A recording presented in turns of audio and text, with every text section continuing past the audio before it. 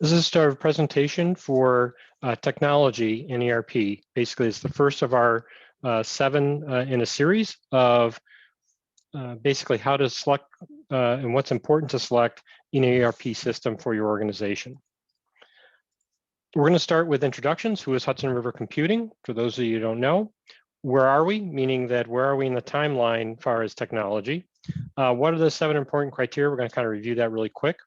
And then we're going to take a little bit of a deep dive into why the technology is important to choosing a system as far as its longevity and goes through from there. And then we'll have a Q&A session at the end. So let's start with Hudson River Computing. We were founded in 1993, and we concentrated on accounting systems at that point. The terminology then was pretty much accounting systems. They were typically PC-based, and they were typically text-based at that point in time, and the graphical-based products were just coming out. We'll talk a little bit more about that in a second. Our staff consists of a lot of people that have basically done a lot, has a lot of experience in implementing systems for a variety of types of organizations. We tend to focus primarily on nonprofit, manufacturing and distribution companies, but we have, quite a few others like membership organizations as well. As far as our individuals, we have kind of a variety of people to help us with that. And some of that's for programming, some of that's for data migration, some of it's for implementation and accounting knowledge. So we have that kind of there. So we're careful about the products we pick, and we're committed to quality products and service. And we're large enough to help you out in virtually all your needs, but we're also small enough where we're still accessible and personalized. So we currently carry 2 different product lines. We carry Acumatica and Microsoft Dynamics GP, just for information's sake. It's not going to be totally focused on product today. We're really just talking about the technology primarily. You may see some slides from a variety of places. And basically, kind of the summary of the 7 steps, we're only going to cover technology today. Next week, we'll cover functionality, the week after, integration, reliability, vendor support, et cetera, customizability, and value. So today for technology, it's important to know what technology you're basing your system on. And we're going to talk about that a little bit more as to why it's important and how it helps you and makes it useful for your system. So we're going to talk a little bit about the technology timeline. From 1980 to, and I'm not going to go back in time to early mainframes, but in the 1980s and 88 to 80 to 88, you had basically minis and mainframes. Okay, there were System 34s and 36s from IBM, and they had some other ones like Burroughs out there. But most businesses used IBM typically, so they were quote unquote blue. So they were text based. They were fairly complicated to implement. Many times you had to have your own staff on site in order to program them and be able to use them. They were fairly expensive compared to today. And what they were doing is you had kind of mid-sized businesses that had money to do that. They were actually able to have their programmers kind of program what the system needed to do. All right. Then we went to 1988 to 1995, and that's when the first round of PC-based text systems came into place. And they're much less expensive. It increased the affordability to smaller organizations or mid-sized organizations much more easily. The functionality was a little bit more basic than some of the programming ones that we came from on the mainframe, because with the mainframe, we had programmers actually programming specific programming for us for exactly our requirements. Whereas on a PC-based, many times what happened is you ended up with a scenario as here's our core general ledger, AR, and AP. And then it's probably the first time most organizations in the small to mid-market really became automated in any fashion. Before that, they were doing their books manually still. It was kind of cumbersome, took some time, may not get the reporting you need, and it may not have been timely or as accurate. Then we went to 1995 to 2013, and those were kind of the last round of the PC-based graphical base. So you had, things like, graphical windows and things like that to do the entries, a little bit easier to do programming, a little bit easier to use. Okay, you didn't have to remember menu names and all that kind of stuff as much, and there was more functionality built in than in the core text-based PC-based products. And then around 2013, there were some products out there a little bit earlier in the cloud, but for the most part, it wasn't really used that frequently in the ERP world for that until probably 2013 and until now. Okay, and now what we're getting into is the cloud-based graphical systems, and we're going to talk a little bit more about the advantages of the technology over the prior generations, as well how it can help your organization. So technology, okay, what's important? We're going to kind of talk about these different pieces, and we're going to kind of drill down on them. So you have programming language. What's it developed in?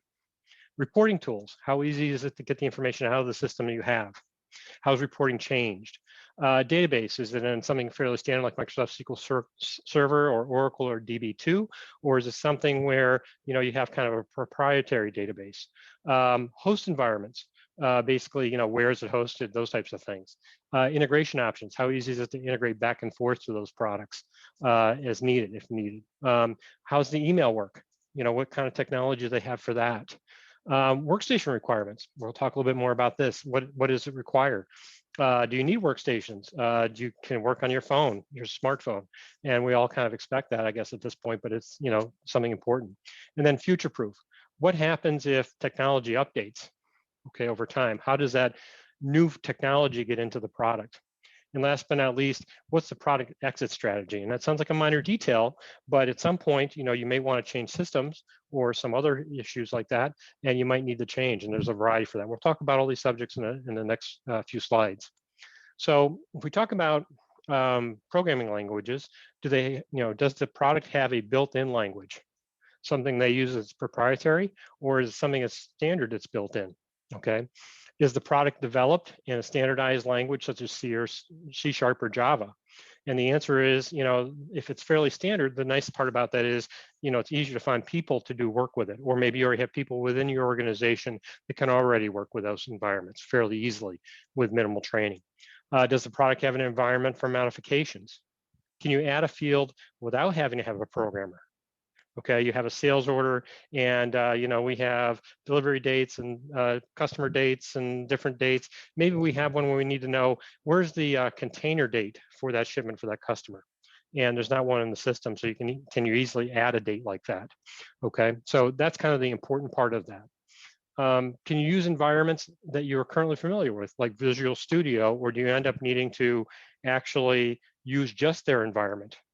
Or you have to learn a new environment that's more proprietary or less used? Can you modify existing entities within the system? Hey, can I add a field to that table, just like I was just saying a second ago for that? Or do you have to actually just modify something else within the system? All right, or can you modify the window? Can you adjust different parts of the window, the layout of the window, etc.? Can you see the code? There's times where it's useful to see how is the system doing something. Is it a scenario where you can get an idea of how the system is working and what it does, and basically maybe even if you don't modify that, can you see what's happening so you can ensure that what's happening is appropriate? With that, it's a scenario where part of that comes back to, it's important if you can see the code that you can't change the original code. Most systems have a way where you can actually have a duplicate of the code in some fashion. So you don't actually modify the original code, because suppose you need to revert back. Maybe you've goofed up the whole system with some modifications and you can't actually have it work right. You at least can be able to roll back to the standard functionality. And then last but not least, if you make any of those changes, are they easily upgradable? Historically, one of the problems we faced in certain systems in the past was that you'd make all kinds of customizations, and it could have even been fairly easy to do. The issue you ran into is that it was very difficult to upgrade, so you get locked into versions, and that did two things. One was you didn't get the benefits of the new functionality as was released from the original product manufacturer. But the second part is that you ended up with a scenario where you were also not able to update technology with that. And that doesn't sound like a big deal, but it can be a huge deal over time, for compatibility purposes, as well as, just functionality within those kind of standards. So reporting tools, okay, this is another one that's important as far as the technology. Are the built-in tools for end users, or are they meant for programmers? Okay, they're fairly easy to use. Can you easily make modifications to reports, or do you have to create a new report when you want to make a modification? Can you query the information within the system? This has become more important in times because some of our reporting now is actually kind of query results, which gives us an interactive report versus a standard report that we think of. It's not a PDF, it's not a spreadsheet. It's actually interactive, meaning you get the results and you narrow it down to what you're looking for, and then you can click and drill down to those different areas within the system, et cetera. Dashboards. for key performance indicators. It kind of ties into this reporting piece where, if I'm looking for, hey, if my cash balance drops below, $50,000, I want to be notified because maybe I need to make a transfer from another account. Okay, or maybe I'm interested in certain customers where if they go over 90 days, I want to make sure that I'm aware of it so that, if it's over a certain dollar amount, for example, so that I know to follow up with them to make sure we get paid. Those types of things. So the kind of key performance indicators are important, even from the standpoint of, I just mentioned some financial ones, but it could be a scenario where, hey, this shipment is, these shipments are ready to ship out of the warehouse. All right. And in those cases, it's a scenario where you can actually have a working report where you can say, yep, this one's ready to ship. You mark it as shipped, goes on to the next step, comes out of that list on that KPI and goes on to the next list, et cetera, as shipped, for example. So it's relatively straightforward. Drill down capability. When we have those queries and reports, can we drill back to the original data set for those? Meaning that if I see a accounts receivable transaction on an AR list, can I drill back and see more detail or see the original detail to that particular transaction without going and manually, physically looking it up myself by, putting in a number in an inquiry window? The answer is should be able to do that in today's world. And then you have external tools. And there's different ways to use them. You have Excel, for example. A lot of people use that for analysis. You should only be using Excel for analysis type scenarios, not for your daily reporting scenarios in general sense. Doesn't mean you can't. It just means that you want something that's probably going to be more reliable and consistent than Excel can be at times, because if a formula gets mixed up in Excel, next thing you know, you can get the wrong results and can cause some issues.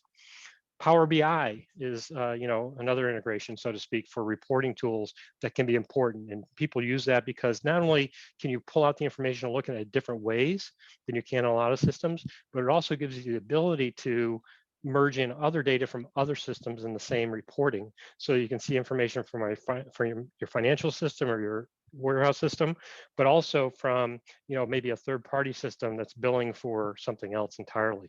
So you can have these kind of different areas where you can bring your data together. Is the system OData compliant? And basically what that means is it's another way of accessing data from within the system and still maintaining the rights so people can't see things they shouldn't see. So for example, one of the examples of an OData compliant product is Excel.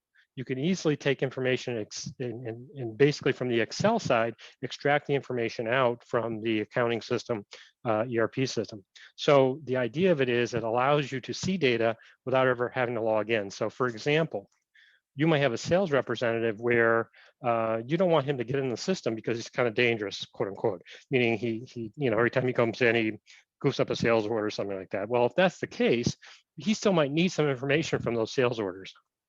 So what we can do is we can actually set up an Excel spreadsheet with him for him and then allow him to refresh that data as he needs to see the current information from the system. This also works for things like if you're working with vendors and customers sometimes. I've seen it where you have customer dates for delivery dates or expected ship dates, and the customer can then automatically update a spreadsheet on their end and then read the information out of your system to see your next delivery, your next ship date, so they know when to expect products. It works both ways on that. And then last but not least, can you automatically run reports and emails, the automation series? How can you adjust the functionality of the system so that it automatically prints out a report or sends a report or emails a invoice and those types of things? And automation becomes important because it can save a tremendous amount of time over time. Okay, so that's reporting tools. Database. Is the database a standard database? Is it Microsoft SQL Server, Oracle, MySQL? It could be DB2. If you hear of a name you never heard of, chances are it's not widely installed, and that means there's probably less tools available for it. And that can be important in the long run. Keep in mind you're trying to make sure that the system is going to be in use for a long period of time, because typically they're in use for approximately 13 years on average, give or take a little. And the bottom line is we want to make sure it's well supported for that entire time frame. Why is it important if the SaaS model is managing the database for you? It can be really important because, we don't want to have the SaaS companies, develop the ERP system, for example, spending all their time on developing a database. We want to make sure that that is pre-built so that they don't have to spend time and they can focus on the ERP product itself for what we need it for. versus spending time on a database development. It also allows for the possibility of different reporting tools. We just talked about that. You have many options. If they're using a fairly standardized database, many times you have many options for tools that way. Reliability of data. The systems that, Microsoft, Oracle, and MySQL are well tested, meaning they have enough installation base out there. We don't run into a lot of problems with your data. They're fairly straightforward that way. Speed, because they're widely implemented, they're optimized for the most part. So it's a scenario where, if you design your database well, or the ERP company did, you should get great performance out of it versus the self-developed databases. The other part I just mentioned a minute ago, the database support for the long term, and that's why it's important. The other part that can become important for a database is data ownership. Who owns your data? And I know this sounds like a trick question in its own way, but it's not. For example, some products will say in the contract, you can get your data electronically if you decide to leave them.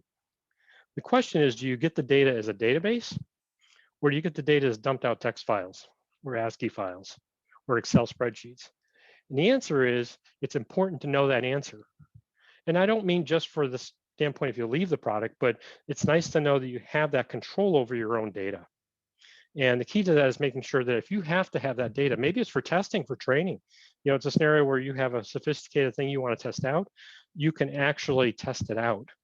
And you don't want to do it in the live system. So there's different ways to do that. So data ownership becomes critical to make sure you can have access to your information at points in time. And that can also be, hey, can we have additional backup options?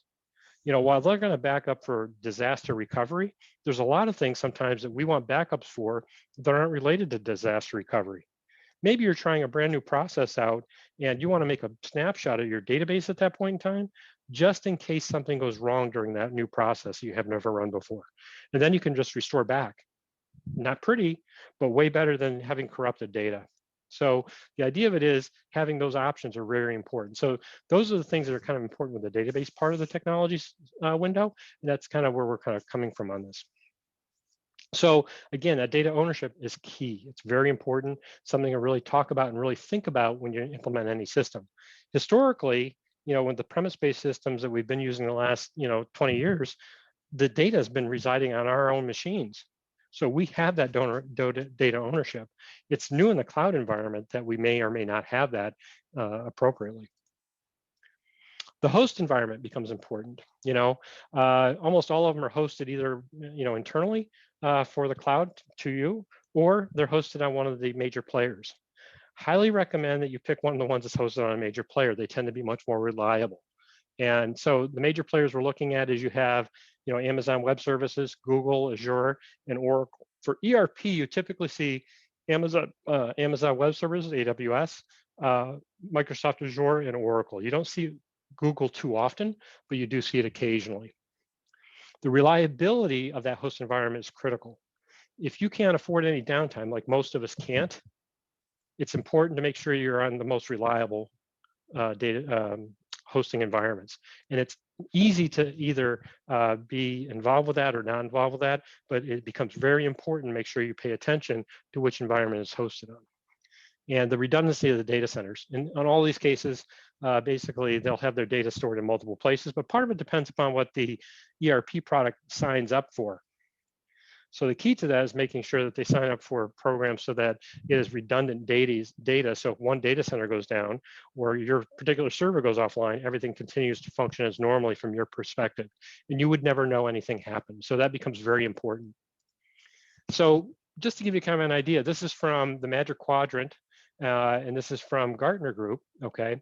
And you can see here, one of the things that's kind of important about it, you see where it says 2020 Magic Quadrant. And if you take a look, you see Amazon Web Services in the upper right-hand corner, where they're a leader in the technology, but also their ability to execute, meaning that they basically have less downtime than the others. And then down below, you'll see Microsoft and Google. And then in the lower right-hand side, you'll see things that are less popular, but still out there. You have like Oracle and IBM. And you notice their available to execute is lower, as well as their completeness of vision. Where are they going in the future?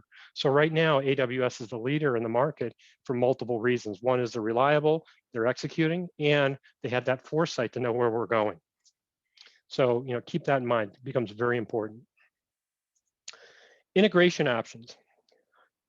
Why is this important? Well, you know, while ERP systems can have varying degrees of various functionality that we want, and maybe all of it, okay, in a lot of cases now there's a lot of functionality built into the products, you might not need an outside product, but if you do, okay, are there integrations that are pre-built and connected so you don't have to do it again? So for example, in some cases you have, you know, some pre-built ones, you have like HubSpot and UPS and FedEx, if you're doing shipments, for example, or Salesforce, if you're doing CRM.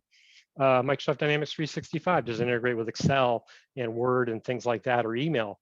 DocuSign, you know, we do a lot of electronic signature signing on contracts now. And wouldn't it be nice to track that within the system and have it interconnect? Kind of important. And then you have things like Smartsheet. If you're not familiar with it, it's basically a cloud-based shared Excel spreadsheet that basically can be easily send out notifications and things like that, and can connect data back and forth. Can be kind of neat. Some other things that can be useful, text. You know, sometimes the lowest common denominator is an ASCII file, and then we have to use that, or a CSV file. And the answer is, yeah, if you can do that, that can be useful, because maybe you get something from your accounting firm for a year-end entry, and it's 2,000 lines long, and you know it's a lot faster to import it in than it is to actually enter it again. Or maybe you get data from your customers, and it tends to be an Excel spreadsheet, for example. Can we easily integrate that spreadsheet information to create a sales order? Those types of things are important. Sometimes we don't get control over what data we get. For example, the customer, they're going to tell us what they're going to send us. All right. Does it integrate with SQL Server or web services? Do you have that available so that you can actually have it programmatically, automatically do some of these things?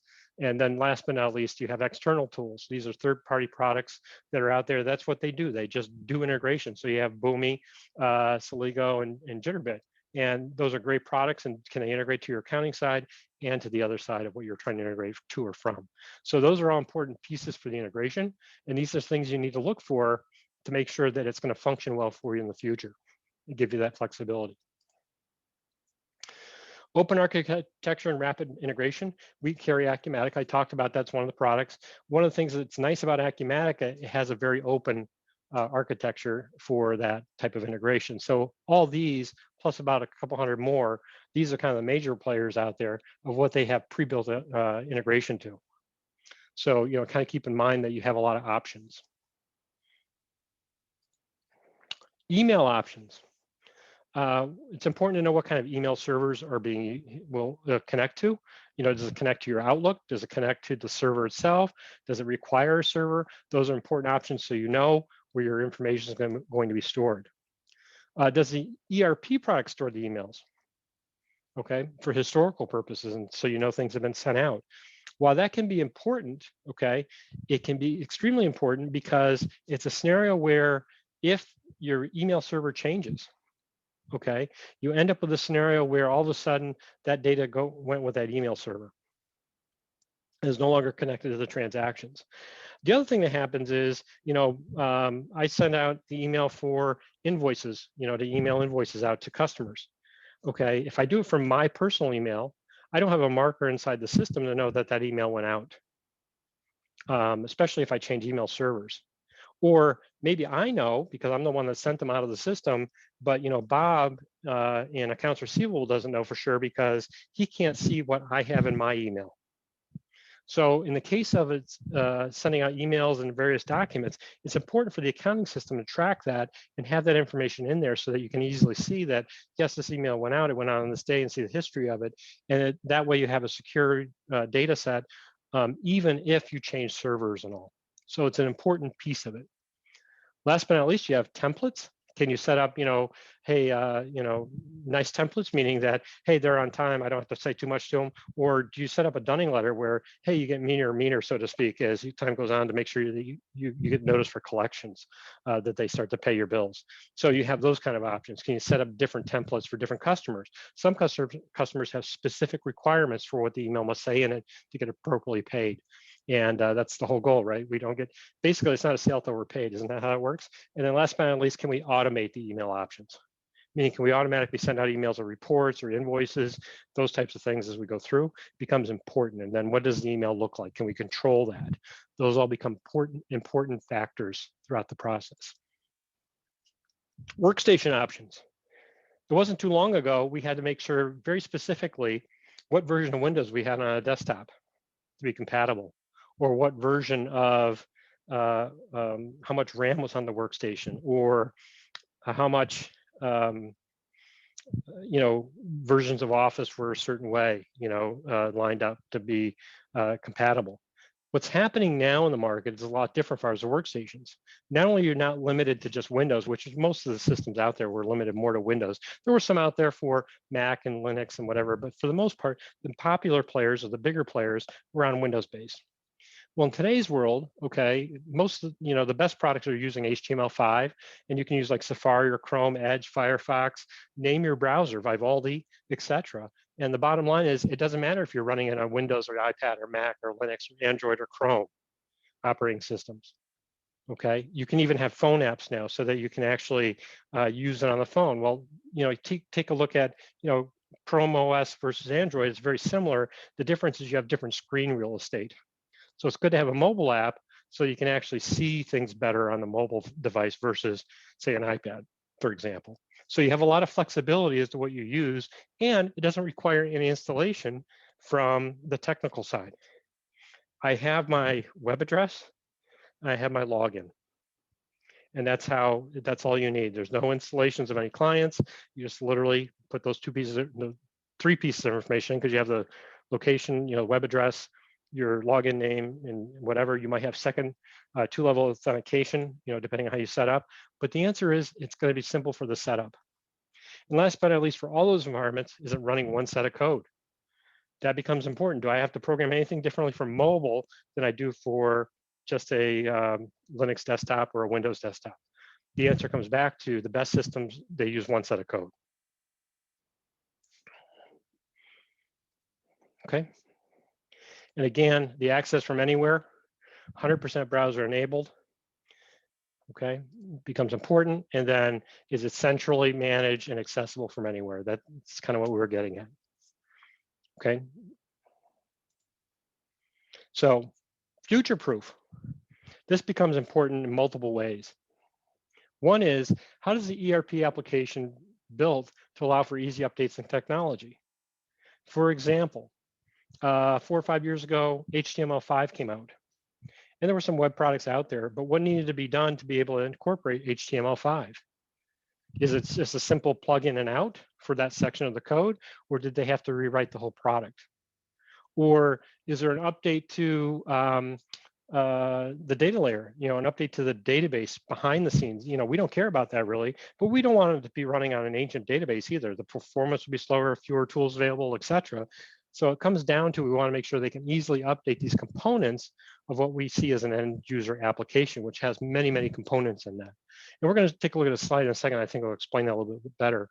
Then the functionality layer, okay? Another component can easily be substituted out for different functionality pieces as they change. Okay, and this becomes important because historically, on average, we had major new releases every 12 to 18 months in prior versions of things. So, what you're used to on premise based, typically on an annual basis, they would release a product version, or sometimes 18 months, depending upon the time frame. But it comes down to, it was kind of a set thing, meaning that it wasn't happening on a continual basis. It was literally once a year, once every 18 months. Currently, products update much more frequently for multiple reasons. There's typically 1 to 2 major updates per product, and then there'll be several minor releases during that time frame. So that future proofing becomes more important over time to make sure they can incorporate the newer technology more easily. Because just like the front end of the product that we see is changing, twice a year on average, the databases and other things behind the scenes and servers that are being used for that are updating that frequently as well. So it's important they can easily incorporate those changes to future-proof the product. I like this particular slide from Acumatica because it breaks out what should be. I know it sounds kind of weird, but if you take a look down here, you have the database pieces, and that's kind of one bucket. That's one component. Then you have the cloud. What can it be hosted on? In this case here, we have Amazon Web Services and we have Microsoft Azure. And then, bottom line, that's another bucket. So if they decide to pick up Google, they would add to that particular component. as we go through. Then we have, what's the development environment? Oops, what's the development environment? Sorry, I didn't mean to do that. Oops, I got to back up a couple here. So in here you have the development environment where you have Visual Studio, .NET changes, C#, et cetera, what it's programmed in, HTML5, et cetera. As they come out with those different components and changes, they literally pull that block out and put the block back in. So for example, I mentioned HTML5. For Acumatica, when HTML5 came out, they literally pulled out that part of the block and then put the new block back in. They didn't have to recode everything else in the environment. So they didn't have to change things on cloud. They didn't have to change things on DB. It was done here in this particular block, and that interconnected with everything else. By the same token, they have a layer that makes it into components for kind of the program part of the product. So you have the document management, localization, user security, those kind of things, so that they're all in different blocks. So if they decide, hey, you know what, we want to make a change to our workflow and APIs, you can literally pull it out and put the new one in. But you don't have to recode all the windows, you don't have to recode all the screens, et cetera. The bottom line is it's all done because of the way they've connected it together. So they can easily take the blocks in and out. And by the same token, they've done the same thing on the actual application, where the functionality is that we see. So in those cases, when we see that functionality, it becomes important because if they decide to make a change in financials, for example, they pull that block out and they put the block back in, and they leave the hooks in there for all the other places it integrates to within the product. Becomes very important. So that way they can easily add functionality, major blocks of functionality. So if we take a look at industry editions where you have manufacturing, for example, it's easy for them to add that block in or adjust that block without affecting distribution or small business, for example, for financials and advance, et cetera. So you can easily adjust these things as necessary without affecting all the others. So these blocks become very important. So if they decide to pick, for example, we go back down to the database piece, if they decide to say, hey, we're going to do, Oracle, it would be easy for them to actually say, yep, here's Oracle, here's our block for Oracle, and stick it in there, just like they do for SQL Server, MySQL. All right, so there's kind of pluses and minuses to that. But it's extremely important to know that they future-proof it because they can easily update not only the functionality, but they can update the technology that the functionality is being based on. That's critical. Product exit strategies. I know this sounds like something when you're picking a new product you don't want to consider because, hey, we're going to use this forever. We're picking it for now, right? We're picking it now. We're going to use it forever. Well, the answer is over time, you may decide it needs to change. Why would you leave? Well, maybe you got bought up by another business. And they say, you know what? We don't care how good your product is and how well it's working for you. We're going to use this because this is what the rest of the organization uses. Those kind of things do happen. Maybe the company gets shut down. Okay, unfortunately, we've seen way too much of that in today's environment. But the answer is, if these things happen, how do you get your data? How do you keep your data? Do you have to keep paying for a cloud-based system to keep it, so you can actually access your information? That's an important part. Or can you download the database, install a part of the product, so you can actually see the product in some kind of limited mode? Doesn't sound like a big deal until you need it. Last but not least, maybe it's a scenario where, hey, we want to have our information, we're changing systems and we want to have our information that's available. Even getting it to the point where you can actually have access to the SQL database becomes important if you get your data that way, because it's more usable for either migration or for historical purposes. So it's important that this can happen. If you get your data and it's dumped in a bunch of spreadsheets, it's just a bunch of data in spreadsheets. It's really hard to use that way. Keep in mind, if you have the user interface on the front of it still, and you can still use it with a database, the answer is it makes it so much easier if you end up having to exit the product for whatever reason. Okay, so it becomes important. Don't forget about this because it doesn't seem like it's important when you're buying the system, but it's extremely important over time. Okay. Does it have multiple deployment options? That can be important or not, depending on your scenario. There's some organizations that are based on the industry you're in, that can it be on the public cloud or does it have to be in a private cloud? If you're in one of those industries, it's important to know whether or not the product can support that. Some can, some can't. In this case, Acumatica can, if required. Is the ERP system a technology leader? Okay, are they using relatively modern technology, or are they using things that are 5, 10, 15 years old? That becomes important when you're trying to say, hey, I'm going to use this system for 13 years. If the product already has technology that's 10 years old in it, and you're going to use it for another 13 years, by the time you're done, that technology is 23 years old. Think about that for a moment. It's 2021. If we take a look at our cars, just as a side note, right? In our cars, we don't think anything about our phones connecting to the car anymore, right? We buy a new car, we take 5 minutes, all of a sudden all our contacts are available to dial for us right from our phone on the dash. That would have been a miracle in 1990. And I'm giving you 2 years there, right? That would have been a miracle in 1990 for most of us, if not all of us. So keep in mind, while that doesn't seem like a big deal, the 20-year span is a huge deal for our timing. From an accounting system standpoint, what were we using? We're using text-based PC systems that had limited functionality and very little ability to customize. Great systems in their own way and great starting point, but that's not what we need today. We need something that's much more sophisticated, a lot more power, can adjust workflows, et cetera. It's important to kind of think about it that way. Are they recognized in the industry as in the ERP software industry? You know, how many installs do they have? They have 5 installs, or they have, 5,000 installs? Important aspect of it. Just because you heard of them doesn't mean they have a lot of installs, which is the second part of that. Ask how many actual installs they have of that particular product you're looking at. And that can be important, because if you have less than a few thousand installations, you're almost a beta tester in some cases. Nobody wants to be in that case. That's not to say you'll never ever have an issue with any software product you pick, even if they have a lot of installations. The key to it is the more the system is out there and been used by more places and more organizations, you have less thought process that will occur because it's been better tested over time. And last but not least, this, I know vaporware is what it is. It still is out there. Is the software real and released? Is the functionality there? And that doesn't sound like a minor detail until they tell you something and you want to make sure the functionality actually works.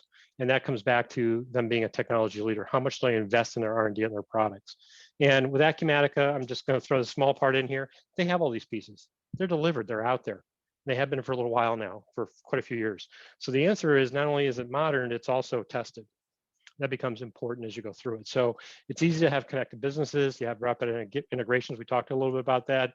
You can, it's all remote if you want it to be, basically depends how you structure your organization. A lot of people that normally wouldn't have been remote last year, over the past year, are now, okay? And business resilience. The biggest problem our clients on Acumatica had over the last year was finding hardware early on. When everybody started working from home, try to buy a laptop or an additional monitor to use at your home workspace instead of at your office. Those sound like minor details. They were kind of a struggle, but they didn't have to worry about the software. It all just worked. Okay, and then basically that future proofing.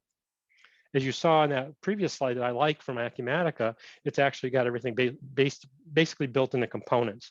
Because of that, it's future proof because they can easily take those components out and put in modern technology. So a couple things are important. What is useful? So in this case here, we're going to say with Acumatica, hey, they've won some coding awards. That could be important. If you want to make modifications or changes, there's not many products that can say, hey, we've won these awards. Last but not least, Acumatica is ranked as highest in customer satisfaction and usability. Part of that comes down to the technology it's based on. We'll come back to some of these things a little bit more, but you get kind of the idea. And here's kind of the software reviews. This is the user sentiment. What do people like about the products? You can see here we're up here. The Oracle ERP is a great product, but it's roughly 10 times as expensive as the Acumatica product. So it gives you kind of an idea. And if you see your product in here that you're using, you can get kind of an idea of what a difference that technology difference can make in your actual use of the product and how you feel about the product. So kind of keep that in mind. Things have changed a lot in the last 5 years. Okay, so I'm going to summarize this real quick. We talk about programming languages. Why is that important? Well, we don't want something that's offbeat and a proprietary language where it's hard to find people that know how to code in it, right? That's kind of the summary of that. The reporting tools. Does it have the flexibility I need to get the information out of the system that I need? The database, is it on something that's standardized so that if I have to get my data out, is there enough tools? Is it available? Can I get it out? Can I see the information?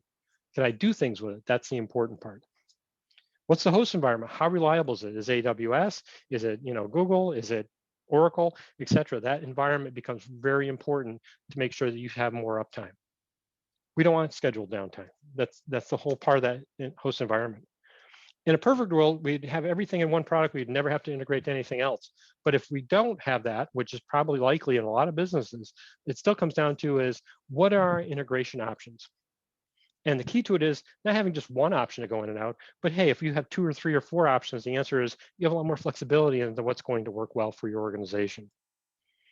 Email options. Does it store the email in the system? I can't get over how how incredibly important that is. And a lot of times when people need to reference information, because then everybody has reference to it instead of the guy that just sent it. It's in his outbox, and that's great, except for that's not useful to me because it's in his outbox. If it's in the system, I can see it too. That's important. Workstation requirements. I just want to run it on anything I have. Hey, I'm at home tonight, and somebody called me. Can you take a look at this in the system? Hopefully that doesn't happen too often, 8 o'clock at night, right? But it does happen. It could be something to take care of that's really easy. Hey, I'm sitting on my couch running an iPad. Let me just log in and take care of it. I'm done. Important scenarios. Okay, so the idea is the workstation requirements need to have a lot of flexibility. The future proofing of the technology. Will it be the same? Will it still be an industry leader in 10 years? Again, that becomes important to make sure you're staying current, because you know what? It's painful to change an ERP system. If they stay current, I might not have to change in 13 years. I might use it forever or for a longer period of time. I might use it for 20. And if that happens, it ends up being a scenario where, hey, you've gotten much more money's worth out of it. And the cost of changing the product is more than the product in most cases. So the idea is you're saving business dollars in the long run. And last but not least, if you do have to change products or leave the product for whatever reason, what's the exit strategy? Do you have the ability to see your data in databases if you exit, or in the product itself in some fashion, without having to pay for it continually? How bad it is, like, I want to leave this product, but you know what? I can't leave it entirely because I need 7 years worth of history. And I'm afraid to let it go, because once they let it go for a certain period of time, depending on the product, they'll say, yep, that database cleaned out and it's gone. Well, if you need access to that, the answer is you're going to have to pay for it for a certain amount of users for a period of time. The idea of it is when you're leaving a product, nobody's happy about paying for that product anymore. So that exit strategy becomes important. So anyway, I'd like to thank everybody for coming today, and we'll go from there. I'm going to take some Q&A.